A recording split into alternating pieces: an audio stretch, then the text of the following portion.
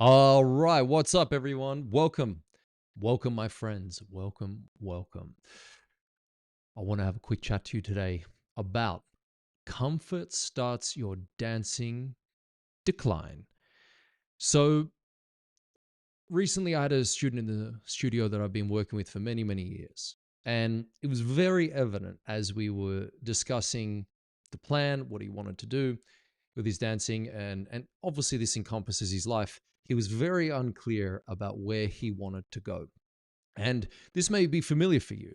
Perhaps you've been stuck or you found yourself losing the passion, right?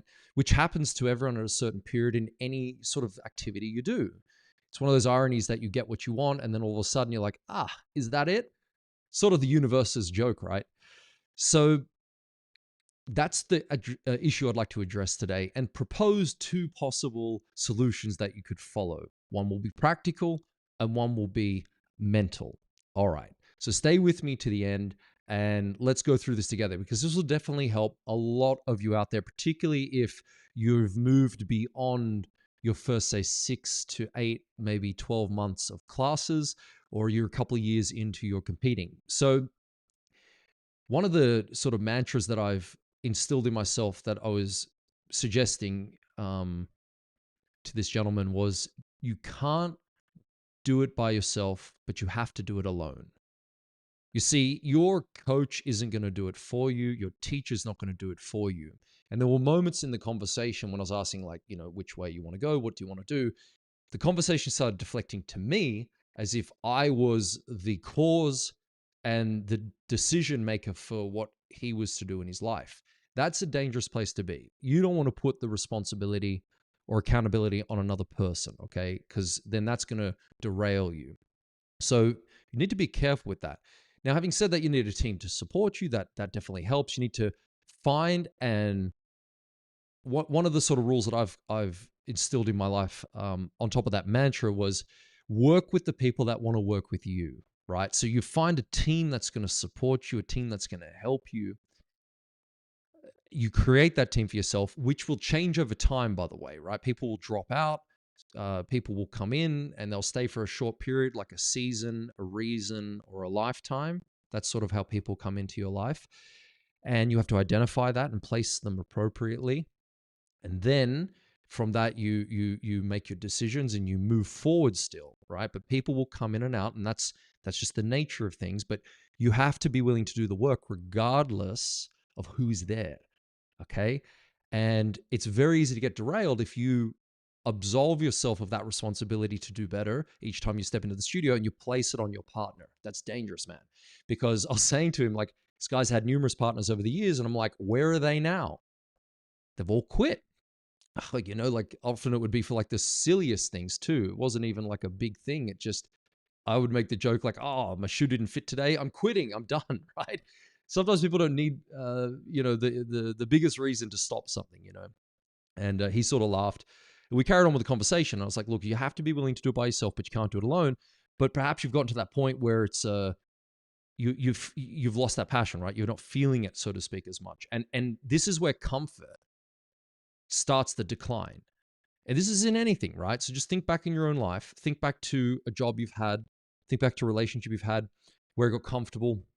You thought you knew everything there was within that job that you liked. And then I was like, well, what's next? All right. It's a very normal thing. And I think on a side note, I think that's part of the suffering we can create for ourselves is always asking, like, what's next? What's next? What's next? That leads to an attachment, that leads to an outcome. You always have to be driven for an outcome. If you don't get the outcome, you get upset and sad. And, because of that, you start to feel bad and then you don't feel motivated. And so, a healthy thing is to sort of separate from thinking of things all the time as having to have an outcome, right? Sometimes they just are. Like dancing is a beautiful thing. It doesn't need to have an outcome in the sense of winning something, okay, achieving something, or becoming the world champion, okay. Uh, in, I like what Alan Watts would say about the journey of life. He would often he would say, if the end goal of music was to, what was it? How do I phrase it? With music, if you were to have if it was only about the end result, so to speak, to paraphrase it, there would be one cracking chorus and that's it. One final crescendo, bang. That would all the song would be. There would be no build up, there'd be no tune, no melody, no harmony, right? So that's just a little side note. Now, when we get into the decline, okay, and we start to see ourselves getting into that comfort, you can bet your bottom dollar you're on your way out. So you got to find a way that you're not always comfortable. You're pushing a personal limit for your own personal reasons, not necessarily because of an outcome, right? So there's a really interesting graph you can Google called the Dunning-Kruger effect. I didn't have time to bring it up tonight, but it basically means that after a certain period, like in the beginning, you get a lot of impetus to do something. You get excited. You're getting the energy because it's new. You haven't experienced it before, and all of a sudden you're like, wow, this is amazing. I want to learn everything there is in this beautiful art of dancing. And you go all in for a period of time. For most people, it's like 3 to 6 months. And then this effect, the Dunning-Kruger effect, kicks in where you get a lull, right? So you go into this, you increase in excitement and then you decrease because you start knowing more. And because you start knowing more, you start expecting more, but you don't have the skills. You might learn more, but you don't have the skills to be better. So you start to lose your impetus to move forward. So your knowledge is increasing, but your skills are actually have not increased along with it, right? And so then it leads to this feeling of, okay, you decline in confidence, and then a comfort can set in too, because you also start turning up to classes, but you're not improving. And so you turn up regularly, but you also notice maybe not getting better. And then people think, oh, I'm not very good. Maybe I should stop. And that's the thing I want to discuss. If you stay in it long enough, what ends up happening on the other side of this sort of, mountain? It's not really a bell curve. It's like a mountain. It goes like that. On the other side, if you can withstand this sort of lull, your knowledge keeps increasing, and then you start to increase again on the other side in your skill. Your confidence also goes up, and the plateau is over, and you start to increase again, this time at a better level. So you are becoming more of an expert. Your confidence is matching your competency, so your skill increases as well. And because of that, you feel much better, and again, it propels you forward.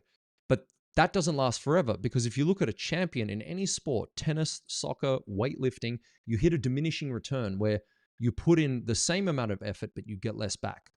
And this is, again, where the comfort zone can kick in. I've experienced this myself, like you get to a certain point, and to get more out of yourself demands so much more work that you're like, is it actually worth it? So if it isn't worth it for you, then what you have to do is this is part of the strategy I wanted to talk about, like what the number one, like what to actually do when you feel this. So the practical side of things is your approach. Okay, so it's the way you're going to go into your lesson. It's the way you're going to practice. It's the way you're going to approach rehearsing for a performance. It's the way you approach a competition and after it. It's the way you approach your partnership. It's the way you approach your teacher. So if you can understand what is actually happening, so awareness, baby, awakeness, then you have now an ability to do something that doesn't rely on your partner being happy or sad, your teacher being a nice person or just is still a dick, right? You can't change those people, yeah? So you can make better choices for yourself. And that's one of them, the approach you make. So if you find yourself in a lull and you find yourself in those emotional states of like, why am I doing this? And you're not finding the same zest you had in the beginning, well, your approach has to change. And that's the strategic part of it, because you can make so many choices at how you do it. Maybe you train a little less, but more intense. Maybe you train more intensely and be a bit more social, right? So there's lots of ways you can look at this for yourself. And I would highly recommend that you look at it that way. Now, backing that is the second thing I want to talk about, which is the mental side. All right, the physiological side as well. Your emotions. Now, often in dancing, people hear about emotion as in motion. Well, emotion is energy in motion, right? So you've got your body moving, conveying a story. I'm not talking about that. I'm literally talking about your actual emotions. So many people shy away from. So what I would recommend with your emotions is dealing with them properly, because we are just emotional beings after all. Okay. Now, no emotion is permanent, and this is important, but I'd recommend, as I do to a lot of my students, like, it's okay if you don't feel up to it. That doesn't mean you shouldn't go into the studio.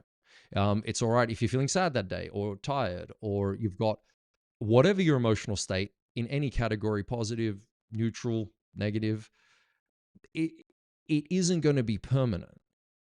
So if you can have a healthy sort of, you either get into the feeling and really, resolve it, or you just let it be, right? Either way, it's going to resolve itself.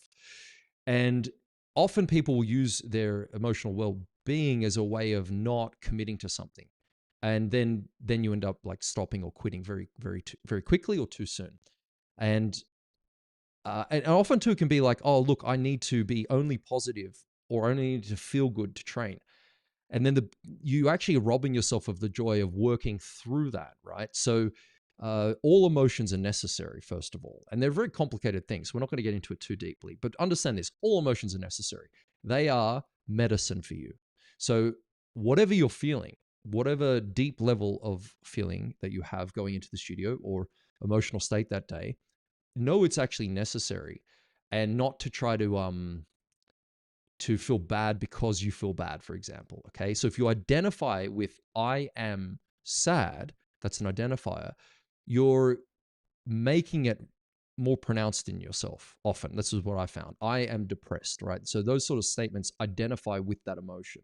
So if you want to get away from that, you can say, my body's getting depressed, or it's getting depressed, for example.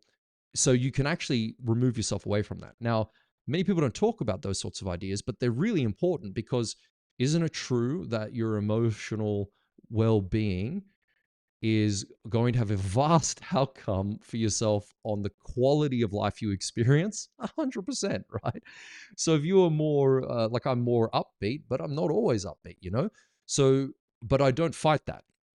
And I also try to do certain things, such as my approach to life, which I can have a choice in, helps to regulate more positive emotions in my life, right? It doesn't always work that way, but that's how we work. So when I feel bad, I let myself feel bad. That's okay. I used to beat myself up over it. I used to really get down on myself, like, why can't I be more this or more that? I'd start to rationalize it.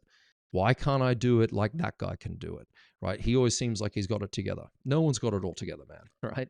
So if you can find a way to sort of get into that self-mastery of your own emotional regulation, and then have a better strategic, like practical approach, like how am I going to do things? When am I going to do them? And you plan a little better, you're going to find that the combination of those two will help you to avoid getting into like a comfort zone of dancing, and you'll start to understand that decline. You'll be aware of it happening, and then you'll have a way to bounce out of it. Okay. So it's fantastic to have you. Thank you. If that resonated with you, leave a comment below about what you've recognized in yourself, or what you're going to do going forward to help you get out of that. It's been awesome to have you here. Thank you. That is profile picture of the year. But it's awesome to have you here. And yeah, Google Dunning-Kruger effect and look into it. It's quite an amazing graph, and there's a book on it, right? So it's a very famous piece of study. So thanks for being here, and make sure you subscribe to the channel and visit Ballroom Mastery. Right, I'll just whack it here, mastery.tv / access, and join me each week, every week, and every day for technique, mindset, and advice to help you become an amazing dancer for your own personal benefit. All right. Thank you very much. I'll see you up in the next lesson.